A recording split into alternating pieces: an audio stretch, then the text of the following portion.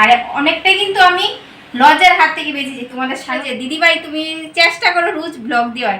ও দিদিভাই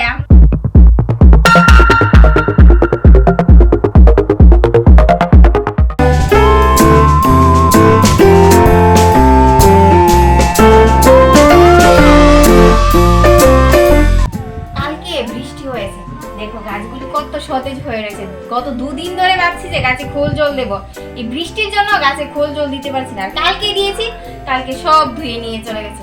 তো যাই হোক, হ্যালো এভরিওয়ান, গুড মর্নিং। আমি কৃষ্ণা, শানুরাট কৃষ্ণা ব্লগে তোমাদের সবাইকে অনেক অনেক স্বাগত। তো আজকে কি করেছি জানো? আজকে সকাল সকাল কাজ বাজ করে চা খেয়ে তারপর চান করে নিয়েছি। আজকে ভোট পড়বো, ভোট দিতে যাব। তো তার জন্য চান টান করে পুজো দিয়ে একবার রান্না বান্না কমপ্লিট করে যাবো আর কি। আর সম্রাটের বাবা বলেছিল সকালবেলা একবার চলে যাবে। তো সকালবেলা যেন অনেকটা ভিড় হয়, তার জন্য বলছি এই ভিড়ের মধ্যে যে লাভ নেই, দিন দুপুরবেলা যাব, একদম ফাঁকা থাকবে, সবাই ভোট দিয়ে চলে যাবে। তো আমরা যাবো আর কি। তো চলো এখন থেকে ব্লগটা শুরু করছি, তোমরা সঙ্গে থাকো। আর এই দেখো বন্ধুরা, আমাদের গাছের এই বছরের প্রথম এই এডিনিয়াম ফুল ফুটেছে। এই ফুলগুলি না, এই ফুলগুলি অনেক দিন থাকে, 3 থেকে 4-5 দিন থাকে। আর এই এডিনিয়ামটা থোকা হয় কিন্তু, দেখো 3টা কলি এসেছে, অনেকগুলি থাকে কিন্তু। আর এই থোকাটা এরকম সাইজের হয়। আর দেখো আজকে আমাদের গাছের জবা, সাদা জবা অনেকগুলি ফুটেছে। আর এই লক্ষ্মী জবাগুলি না, এই গাছটা কেটে দিয়েছিল আর কি গরমের প্রথম শুরুতে, তার জন্য প্রতিদিন 2টা-3টা করে ফুটে, বেশি ফুটে না। আর নয়তো পুরা গাছ ভরিয়ে থাকে আর কি।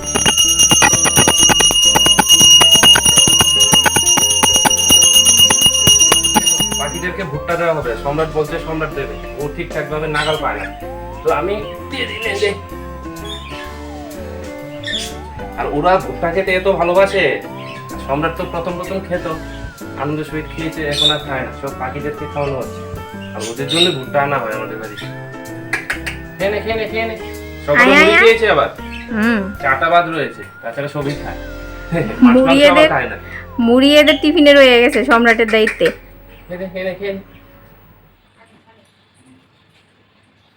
তো আজকে সকালে আছে ব্রেকফাস্টে ডালিয়ার খিচুড়ি। তো তড়িঘড়ি করে সব সবজি কেটে নিয়েছি। আর কি নিয়েছি জানো? গাজর, কুমড়, আর নিয়েছি লসিম, এটা বরবটি আর কি, আমরা লসিম বলি। তো এখন সম্বাসটা দিয়ে দেবো। আর দিয়েছি হাঁসির ডিম সিদ্ধ, আজকে সকালের এটাই খাবার। তো তাড়াতাড়ি করে তারপর দুপুরে রান্নাবান্নার দিকে যেতে হবে। সকালেরটা আগে সেরে নিই, তারপর আর কি। যখন তাড়াতাড়ি করি তখন দেখবি আরো দেরি হয়ে যায়।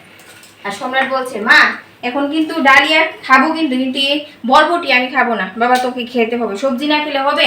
আর জানো সব বাচ্চারা এমন ওই সবজিটা খেতে চায় না। করি। আর ডালিয়া কি করছি কেন জানো?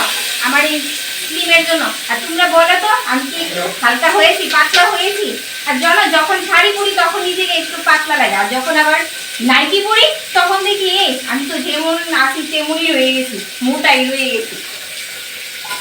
এদিকে আমার গরম গরম খিচুড়ি রেডি হয়ে গেছে। খিচুড়ি আর ডিম সিদ্ধ দিয়েছিলাম, জানো 5টা ডিম সিদ্ধ দিয়েছি।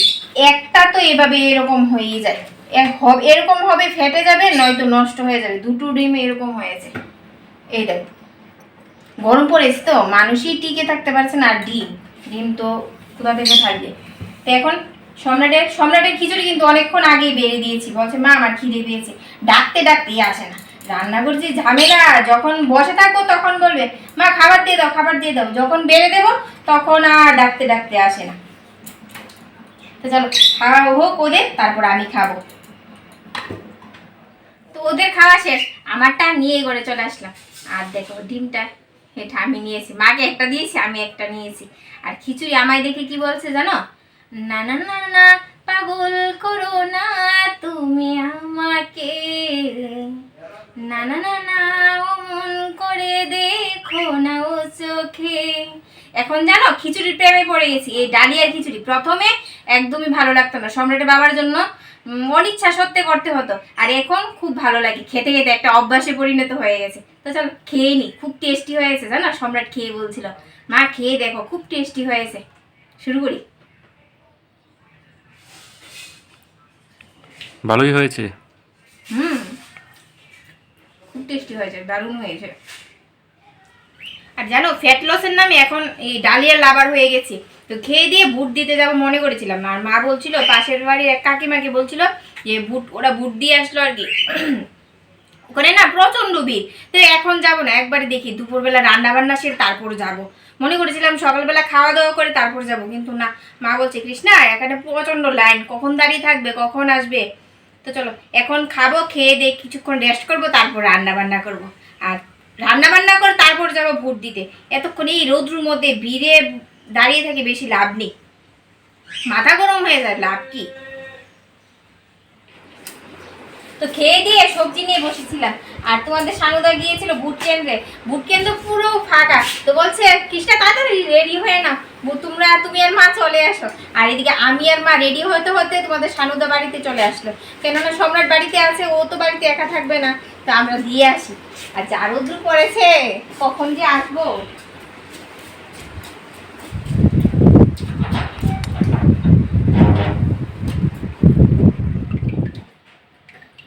তো ভোট দিয়ে আসলাম এই মাত্র, এই দেখো চিহ্ন। তার সেখানে জানো একজন কাকিমণি দেখেছে, কাকিমণি দেখে বলছে কৃষ্ণা তুমি কি মা এত রোগা হয়ে গেছো। আমি বলছি কোথায় রোগা হয়েছি, আমি যখন ড্রেস পরি, আজকে ড্রেসটা যখন পরে গেছিলাম ভোট দিতে, এটা পরে দেখেছি আমি অনেকটা হালকা হয়ে গেছি। আর তোমরা বলো তো আমি কিরকম হয়েছি, আমি কি আগের মতো ফেটি না একটু হালকা হয়েছি। আর জানো সেখানে অনেকটা রৌদ্র ছিল, আসার সময় একটা মিষ্টির দোকান, সব দোকান বন্ধ, একটা মিষ্টির দোকান ঢুকেছিলাম, মাজানি কিনেছি জল খাবো বলে, কিন্তু মাজা খেয়েছি। আর মা ঢুকে দেখি সিঙ্গারা দেখেছে, তারপর এটা কি বলে খাজা বলে কৃষ্ণা এটা নিয়ে নাও তো, বাড়িতে চা দিয়ে খাবো। তো এখন কয়টা বাজে, এখন বাজে 2টো। তো রান্না বান্না সব পরে রয়েছে, এদিকে ভাত বসাবো আর চা বসাবো, আমি চা খাবো না, মারও তো চা ছাড়া ওদের চলে না, চা দিব। তো এই দেখো গরম গরম সিঙ্গারা, মনে করছিলাম খাবো না। আর যেন আমার কোনো ডায়েটের প্ল্যান নেই, ডায়েটের কোনো মা বাপ নেই, যেমন যখন খুশি তখন খাই, যখন খুশি তখন খাই না, না খেয়েই আমার এই ফ্যাট কমিয়েছি। আর অনেকটা কিন্তু আমি লজ্জার হাত থেকে বেঁচেছি। তোমাদের সানুদা যা লজ্জা দেয়, কথায় কথায় লজ্জা দেয়, কি খাচ্ছ, খেয়ে দিয়ে কি বাড়াচ্ছ, শরীরের অবস্থা কি করছো। আর এখন কিন্তু কিছু বলবে না, তা খাই। আরে খেয়ে নি, খেয়ে দিয়ে তারপরে এদিকে দেখো ভাত বসাবো, ভাতে চাল দিয়ে দিয়েছি আর চা বসিয়েছি, আর এখানে কই মাছ ভিজিয়েছি। তো এগুলি যেহেতু খাবো, দুপুরে খাওয়া দাওয়া কারোর হবে না, সম্রাটকে মাছ ভেজে দেবো, আর মাছ ভেজে দেবো, আর একটা ডিমের অমলেট করে দেবো। সম্রাট আর মার কিন্তু খাওয়া হয়ে গেছে, ওদেরকে দিয়ে আসলাম। মা তো চিনি ছাড়া চা খাই না, অনেকদিন ধরে এসব খাচ্ছি না, দেখে অনেকটা লোভ লেগে গেছে। আজকে আর না খেয়ে পারবো না, আজকে খেতেই হবে। সস আনতে ভুলে গেছি, ও সম্রাট সসটা দিয়ে যেত। সম্রাট দেবে না, ও কার্টুন দেখছে, সস খেতে হবে না, এমনিতেই খাও। সস দিয়ে খাও, সসটা নিয়ে আসি। চা তো খাবি, তার সাথে সিঙ্গারা, আবার সসও, টমেটো সস, কি হতে পারে বলো পেটে গিয়ে। খাও। চা খাবো না তো। চা খাবে না? না চা খাবো না। আচ্ছা তাহলে খেতে পারো, খাবো একদিন ভালো। অনেকক্ষণ ধরে চা চা করছে মনটা।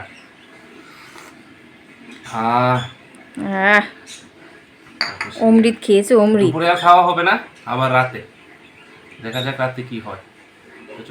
আর কিছুদিন ধরে দেখছি জানো আমার পেটের ফ্যাট এতটা বাড়ছে দিন দিন। তোমরা হয়তো নিচের ব্লগে গেলে দেখতে পাবে যে একটা আছে সরকার ফার্ম হাউস, ওটার মধ্যে একটা কুর্তি পরে গিয়েছিলাম আর কি। বাড়ি থেকে যখন বের হয়েছিলাম তখন কিন্তু কারোর চোখে ধরা পড়িনি, যখন ফার্ম হাউসে গিয়ে 1-2টা ভিডিও ক্লিপ নিয়েছি, তারপর দেখে তোমাদের সানুদা ভিডিওগুলি দেখে বলছে কৃষ্ণা দেখো তোমার কি অবস্থা, তুমি নিজেকে নিজে আয়নার মধ্যে একবারও দেখো না। না দেখি তো। তো সেই ভিডিও ক্লিপগুলি দেখছি যা অবস্থা ছিল আমার, আরে বাবা। তো তারপর বাড়িতে এসে তোমাদের সানুদা আমাকে ধরিয়ে দিল ডায়েট চার্ট, বলছে সকালবেলা খাবে ডালিয়ার খিচুড়ি, তারপর দুপুরে ভাত খাবে 1 বাটি ভাত, তার সাথে থাকবে ডাল, মুসুর ডাল আর 1 বাটি সবজি। আমি বলছি থাক ঠিক আছে, এত কিছু করবো না, না খেয়ে থাকবো। আরে বাবা না খেয়ে থাকলে হবে না, তোমাকে প্রোটিন জাতীয় জিনিস খেতে হবে, যদি না খেয়ে থাকো তারপর তোমার এদিকে প্রেশার লো হয়ে যাবে। তো স্বামীর কথা মতোই চলছি আর কি, ও যা বলছে কি করব। আর জানো সকালবেলা ঘুম থেকে উঠি কাজবাজ করি, যখন মোবাইলটা হাতে নিই তখনই এই চোখে ঘুম আসে, তখন মনে করি যে একটু ঘুমিয়ে নিই। না বাবা এখন আর ঘুমাবো না, এখন ওর কথাই যেভাবে বলছি এভাবেই শুনবো। তো সকালবেলা খেয়েছি ডালিয়ার খিচুড়ি, দুপুরে খাইনি, দুপুরে তো তোমরা দেখেছোই। তো এক এক করে ওর কথা মতোই শুনছি আর কি। আর সকাল বিকাল কিন্তু আমি হাঁটাহাঁটি করছি।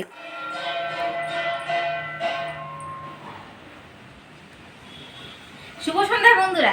জানো এই সন্ধ্যার সময় আমার এই তুলসী মন্দিরে আমি মোম জ্বালাতে পারি না, প্রদীপ তো আর দিই না।